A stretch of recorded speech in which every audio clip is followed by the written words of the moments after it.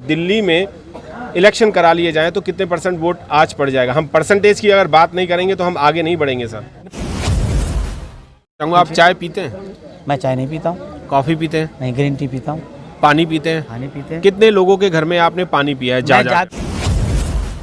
क्या दिल्ली की जितनी भी हम मीटिंगें देखते हैं उसमें 50 से 100 लोग होते हैं और वही 50-100 लोग होते हैं उसमें 10-20 लोग फालतू जुड़ते नहीं हैं, ऐसा क्यों? और जो भी वो आते हैं 50 या 100 लोग, वो पद लेने के लिए आते हैं, मुझे पद ये दे दो, मुझे ये दे दो। जब तक ये पद पे रहेंगे तब तक हम लोग कैसे काम करेंगे सर? बस सब लोग मूवमेंट में लगे हुए हैं। आज की क्या प्लानिंग है कि हम लोग दोबारा अपनी पावर में आ सके, क्योंकि बिना पावर के हम कुछ नहीं कर सकते। देखिए, मानवर श्री कांसीराम साहब के इस 14वें परिनिर्वाण दिवस पर हम सब लोगों को, खासतौर से बहुजन समाज से ताल्लुक़ रखने वाले लोगों को, जिन लोगों को मानवर कांसीराम साहब ने बाबा साहब के उस वोट की ताकत का एहसास कराया था, उन लोगों को दलित, पिछड़े, अक़लियत समाज के लोग, जिसमें अक़लियत समाज में वो लोग जैसे मुस्लिम है, सिख है, ईसाई है, बुद्धिस्ट है, जो ज़्यादातर भारत के ही SC ST और OBC से कन्वर्टेड लोग हैं, जिनको मानवर कांसीराम साहब ने अपने भाम सेब से लेकर के DS4 और BSP तीनों मूवमेंट में केंद्र में रखने का काम किया था।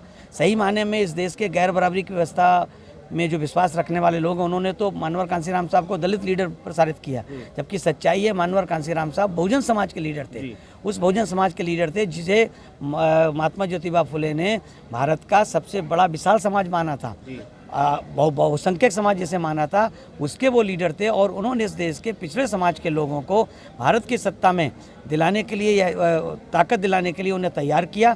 आज जो बैकवर्ड समाज के जो भारतीय संसद में जो लोग बैठे हैं, MP हैं, राज्यसभा में हैं, लोकसभा में हैं, तमाम देश की विधानसभाओं में हैं, वो देन अगर किसी की है तो मानवर कांसीराम साहब की, जिन्होंने उन अति पिछड़े लोगों को, जैसे कुमार प्रजापति समाज के लोग हैं, इनके पूरे प्रदेश में या एक ज़िले में मुश्किल से विधानसभा में 2000-3000 वोट होते हैं, उनको MLA बनाने का काम किया। नाई समाज के लोगों को MLA, MLC, मंत्री बनाने का काम किया। उत्तर प्रदेश में पहला पाल समाज का मंत्री और विधायक बनाने का काम मानवर कांसीराम साहब ने किया।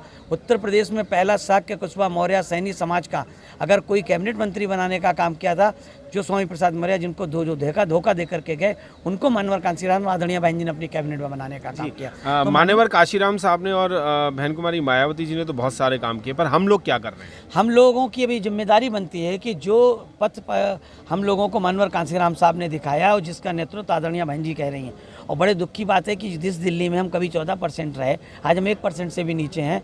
इसका कारण है कि जो हम सब लोग जो यहाँ पे जिनको जिम्मेदारी आदरणीय बहन जी देती हैं, उन लोगों की आपस में उन लोग तालमेल बिठा करके ज़मीन पे हम लोगों ने संगठन को तैयार नहीं किया, उसकी वजह से हुआ। अब हम लोगों का प्रयास है, जब से बहन जी ने हमको इधर लगाया, हमें तो ज़्यादा टाइम हुआ नहीं है, अभी 3-4 महीने इस बीच में हुए हैं, पहले भी बीच में आते जाते रहे। अब हमारे लोगों का प्रयास है कि हम पोलिंग बूथ कमेटी बना करके और सामाजिक भाईचारा पैदा करके, जिसमें हम SC ST और OBC और माइनॉरिटी के लोगों को इस बहुजन मूवमेंट से जोड़ करके फिर से हम वही ताकत दिल्ली में पैदा करने का काम करेंगे। सर, मैं एक छोटी सी पूछना चाहूँगा, आप चाय पीते हैं? मैं चाय नहीं पीता हूँ। कॉफ़ी पीते हैं? नहीं, ग्रीन टी पीता हूँ। पानी पीते हैं? पानी पीते हैं। कितने लोगों के घर में आपने पानी पिया है? मैं ज़्यादातर अपने समाज के लोगों के घर में खाना खाता हूँ, ज़्यादातर अपने समाज के लोगों का चाय पीता हूँ। और मेरी ये कोशिश रहती है कि जब भी मैं जाऊँ, मीटिंग में जाऊँ, तो किसी न किसी कार्यकर्ता के घर चाय पीऊँ या नाश्ता करूँ, या जो भी वो बेचारे जिस श्रद्धा है वो करने का काम करें। मेरा ये प्रयास रहता है। और यही नहीं, उत्तर प्रदेश से ही देश के जिस कोने में आदरणीय बहन जी ने मुझे लगाया है, जहाँ भी लगाया है, मैं वहाँ पर कभी भी होटल में खाना खाने का काम नहीं करता हूँ। कार्यकर्ता के घर का बना हुआ खाना उसके घर में खाना। तो एक दिन में एक ही कार्यकर्ता के यहाँ? अब जितना टाइम मिलता है उतना करता हूँ, जितनी कोशिश रहती है उतना करता हूँ। एक के कभी 2 के, किसी के यहाँ चाय पी, किसी के यहाँ खाना खाया, ये भी करता हूँ मैं। जी, बहुत बहुत धन्यवाद। मैं हूँ बहुजन प्रेरणा केंद्र में, 12 रकाबगंज में, और यहाँ पर कांसीराम साहब को सभी लोग नमन करने आए हुए हैं। सब कौन सी पुण्यतिथि है आज की? आज 14वीं पुण्यतिथि है, और आज हम लोग जो बहन कुमारी मायावती ने बहुजन प्रेरणा केंद्र बनाया है, तो इधर अभी सुबह बहन कुमारी मायावती भी इधर आई और उन्होंने पुष्प अर्पित किया। उसके बाद हमारे दिल्ली प्रदेश के कोने कोने से इधर चल कर आए हैं सभी लोग, और हम लोग आज मानवर कांसीराम साहब को नमन कर रहे हैं कि उनके बताए हुए मार्ग पर हम लोग सब लोग चलें जी। उन लोग बाबा साहब के बाद, बाबा साहब के सपनों को यदि साकार करने वाला कोई बाबा साहब के बाद आए तो मानवर कांसीराम साहब इधर मलाएँ। और उन्होंने अपने जीते जी 3 बार उत्तर प्रदेश देश का सबसे बड़ा प्रदेश है, उसमें 3 बार सरकार बनाई, और उनके जाने के बाद पूर्ण बहुमत की सरकार उत्तर प्रदेश में बनी और उन्हीं का ये किस देश की सारी राजनीति को यदि किसी ने बदलने का काम किया तो मानवर कांशीराम साहब हैं। जी, मैं सर आपसे भी एक बात पूछना चाहूँगा कि हम मान्यवर कांशीराम के पैटर्न पे चलते हैं, उनकी बातें करते हैं, बहन कुमारी जी मायावती जी को भी हम प्रेरणा स्रोत मानते हैं, तो हम 14% से हम 0 पे कैसे आ रहे हैं दिल्ली में, और 14% से ऊपर कब पहुँचेंगे? 14% से ऊपर पहुंचेंगे। और ये जो ये बहुजन मूवमेंट है, इसे परसेंटेज से नहीं तोला जा सकता जी। ये समतामूलक समाज बनाने का मूवमेंट है, आर्थिक मुक्ति का मूवमेंट है, समाज प्रवर्धन का मूवमेंट है। आप इसे परसेंटेज से नहीं तोल सकते। ये ऊपर नीचे होता रहता है। तो ये मूवमेंट कभी नीचे जाता है तो कभी ऊपर जाता है। आप नीचे ऊपर जाता है। अगर शेयर मार्केट की भी बात करें तो वो भी ऊपर नीचे फ्लक्चुएट होता है, पर इतना नहीं होता कि हम 14% से 0 पे आ जाएं।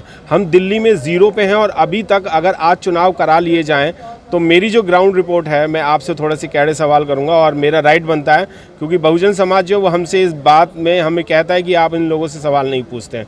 जवाब आपसे ही मिलेगा, क्योंकि काम आप लोग करते हैं, करवाते भी हैं।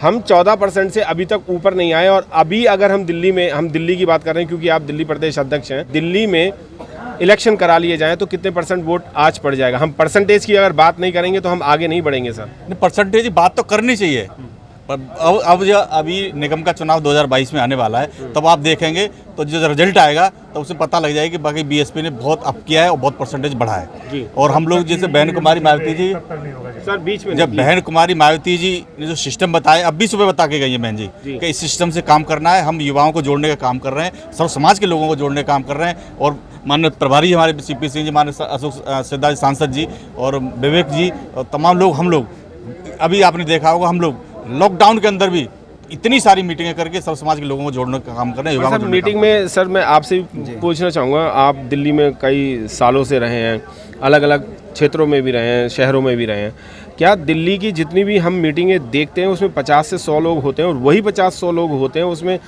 10-20 लोग फालतू जुड़ते नहीं हैं? ऐसा क्यों? और जो भी वो आते हैं 50 या 100 लोग, वो पद लेने के लिए आते हैं, मुझे पद ये दे दो, मुझे ये दे दो। जब तक ये पद पे रहेंगे तब तक हम लोग कैसे काम करेंगे सर? और पदाधिकारी काम नहीं कर रहा है। देखिए, इस बार हम लोगों ने सिस्टम को बदला है और मैं आपको गारंटी के साथ बात कर रहा हूँ कि इस बार निगम के मतलब हमारे 3 निगम हैं और 2 निगम में मतलब 104 सीट हैं और जिसका 53 उधर निगम पार्षद जीतेंगे उसका मेयर बनेगा। तो इस बार हम लोगों ने लोगों से आह्वान किया कि देखो, यदि हम 53 नहीं जीत सकते या 104 नहीं जीत सकते तो इतना जरूर जीत सकते हैं कि किसी के 53 नहीं होने देंगे। और उसी को मद्देनजर रखते हुए हम लोग इस बार तैयारी कर रहे हैं और नए नौजवान लोगों को भी हम जोड़ने का काम कर रहे हैं। और उनको, क्योंकि इस समय जो माहौल, जैसे हमने 4 बार सरकार बनाई, किसी को उम्मीद नहीं थी कि फुल प्लस सरकार बहुजन समाज पार्टी की बन सकती है, मगर दुश्मन उसके बाद सचेत हुआ है और उसने सारे वो तंत्र लगाना शुरू कर दिया कि किसी तरह बहुजन समाज पार्टी का ग्राफ नीचे गिरना चाहिए। और जो ये परसेंटेज गिरने की बात आ रही, क्योंकि हमारा जो समाज है बड़ा भोला भाला समाज है जी, तो बड़ा भोला भाला मतलब समाज है, उसको गुमराह करने में यहाँ की सारी शक्ति लग गई और उन्होंने छोटे छोटे दल बनाकर, छोटे छोटे संगठन बनाकर समाज को तोड़ने का काम करना शुरू कर दिया। और लोग तो सर ये कहते हैं कि आप लोग बाहर ही नहीं आ रहे हैं, हमारा नेता बाहर नहीं आ रहा, हमारी बहन जी बाहर नहीं आ रही हैं, किसी भी चीज़ में हम सिर्फ ट्वीट कर देते हैं या प्रेस कॉन्फ्रेंस में बोल देते हैं, हम रोडों पे नहीं आ रहे हैं। तो आपसे जुड़ेगा कैसे? लोग तो भ्रमित होंगे ही। देखिए, विचारधारा की लड़ाई है और जो विचारधारा जो बाबा साहब के आधार पर हम लोग चलाने का काम कर रहे हैं, उन्होंने कभी भी अनुशासन तोड़ने की बात नहीं की। आज अभी आपने देखा कि मतलब हाथरस में कांड हुआ, सब लोग ये प्रेशर करते बहन जी को वहाँ जाना चाहिए, और इससे पहले भी शब्बीरपुर में कांड हुआ, बहन जी वहाँ गई भी, मगर जैसे ही वहाँ पर गई तो वहाँ के प्रशासन ने जो दूसरे लोगों ने खुला छोड़ दिया और ये कहने का काम कर दिया कि मतलब इस समय जातीय दंगे भड़क सकते हैं और मायावती जी मतलब जो ना जातीय दंगे भड़का सकती हैं। और उस समय आपने देखा भी, जैसे बहन जी उधर से निकल कर आई तो वहाँ मारकूट मतलब शुरू हो गई। तो इसलिए हमारी नेता ये जानती हैं, इतने दिन उन्होंने सरकार मतलब जिन लोग अब पैदा हुए हैं उन्हें मतलब ना सरकार चलाने का तजुर्बा है, ना ही उनको समाज में काम करने का तजुर्बा है। सर बिल्कुल, मैं आपकी बात से इत्तेफाक रखता हूं कि बहन जी शब्बीरपुर जब गई थी, उनके जाने के बाद ही 15-20 मिनट बाद ही लोगों को मारा पीटा गया, काटा भी गया। क्या हम लोग वैसे मर पिट नहीं रहे, कट नहीं रहे? अगर एक दो अगर ऐसे इन आंदोलनों में किसी की आहुति चली भी जाए तो कोई बात नहीं, मेरी भी चली जाए तो कोई बात नहीं, पर देश आगे बढ़ना चाहिए और समाज आगे बढ़ना चाहिए। नहीं देखिए, मतलब जो हमारा जो आंदोलन है, जो हमारा मतलब हमारे महापुरुषों ने कभी भी संविधान को अपने हाथ में लेने की बात नहीं की जी। और ना तो बाबा साहब ने लिया, ना कांसीराम साहब ने लिया, और ना ही बहन कुमारी मैदी धारा 144 लगी है, तो धारा 144 में मतलब जाना अलाउ नहीं है, और इसलिए मतलब ना वहाँ पर हमारी नेता नहीं गई। अभी भी वहाँ देखो अपने सब लोगों पे उन्होंने मुकदमे FIR दर्ज कर दिए। अब FIR दर्ज कर दिए तो मतलब हमारे कितने नौजवानों की ज़िंदगी खराब हो गई। जी जी। और ये कुछ लोग इसी काम में लगे कि भाई लोगों की ज़िंदगी खराब हो जाए, लोग, और जो हमारा दुश्मन है वो इस तरह की उनका ये एजेंडा सेट है, वो इस तरह यदि करेगा हमारे लोग रोड पे उतरेंगे, तो हमारे लोग रोड पे उतरेंगे और उनके लोग संगठित होते हैं कि भाई ये अब मैदान में आ गए तो हमें संगठित होना चाहिए, क्योंकि वो इतना समझदार है कि वो आपके रोड पे चलते देखते ही वो संगठित हो जाता है। और हमारे लोग जितने भी यदि वहाँ इकट्ठे हुए हैं तो 36 मतलब दलों में बटे हुए हैं जी। 36 मतलब संगठनों में बटे हुए हैं, तो वो लोग, उन्हें पता है कि ये तो मतलब 8-10 संगठन में बटे हुए हैं, इनसे कुछ होने वाला नहीं है। जी जी। मगर वो लोग संगठित हो जाते हैं तो उससे मतलब हमें नुकसान हो रहा है। इसलिए हमारी नेता की ये सोच है कि भाई हमें ग्राउंड पे जाकर अपने वर्कर को तैयार करना चाहिए, अपने मूवमेंट को, उसी काम में हम लोग लगे हैं। बिल्कुल सर।